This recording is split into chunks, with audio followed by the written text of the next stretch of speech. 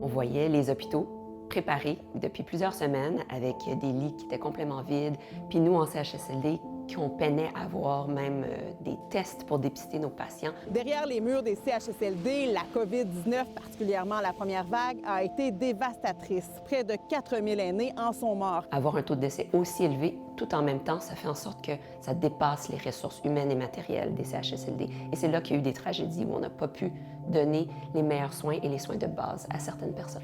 Derrière moi ici, au manoir de Verdun, des aînés ont été privés de repas et à un moment donné, on a même dû verrouiller les portes pour empêcher le personnel de s'enfuir. Les multiples absences du personnel de soins. Donc, très peu de personnes, mais des gens très dévoués qui restaient sur les étages à soigner, à faire tous les rôles. 3 rapports ont fait état de la tragédie. Coroner, protecteur du citoyen et commissaire à la santé et au bien-être. 5 ans plus tard, sommes-nous mieux préparés? Je vois que le regard public sur les CHSLD a changé depuis la pandémie. On y porte un peu plus d'intérêt. Je vois que les médias aussi portent plus d'attention. Quand on pense à ces 3 rapports-là, vous, avec votre lunette de chef en CHSLD, qu'est-ce qui est urgent de changer qui n'est pas encore entamé? Pour moi, il y a depuis longtemps une grande pénurie de personnel en CHSLD et ça a été exacerbé lors de la première vague de pandémie et c'est ça qui a fait la tragédie en CHSLD.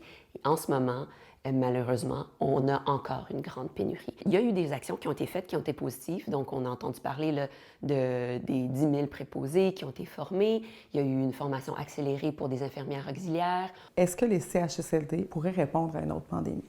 Si on perd du personnel de par la maladie, et déjà, on a des postes non comblés. Si on a d'autres coupures de postes, tout ça ensemble, ça fait un mélange dangereux. Il y a aussi l'isolement qui a pesé lourd dans la balance. L'isolement social des aînés est quelque chose de catastrophique au niveau de la santé mentale. C'est une leçon qu'on a apprise. Le gouvernement a pris la décision, à compter de lundi prochain, de fermer toutes les écoles. Et quand on pense à l'isolement, impossible d'oublier nos jeunes qui, pendant des mois, ont été privés d'école, de sport et de leurs amis. Est-ce que ces enfants-là qui ont vécu de la détresse à cause de la pandémie sont maintenant rétablis? Les études n'ont pas encore démontré ça. Encore aujourd'hui, 2 jeunes sur 5 estiment que leur santé mentale s'est dégradée depuis 2023. Après même des mois de confinement, t'es plus la même personne. On ne pouvait pas sortir, donc c'était bizarre.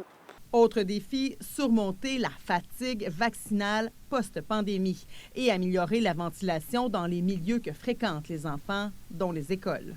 On se met vulnérable au Québec en tant que population à avoir d'autres épidémies de rougeole parce que notre couverture vaccinale est sous-optimale. Pour mettre les jeunes au cœur des décisions en cas d'une future pandémie, il faudrait des études faites sur cette population et des traitements qui leur sont dédiés.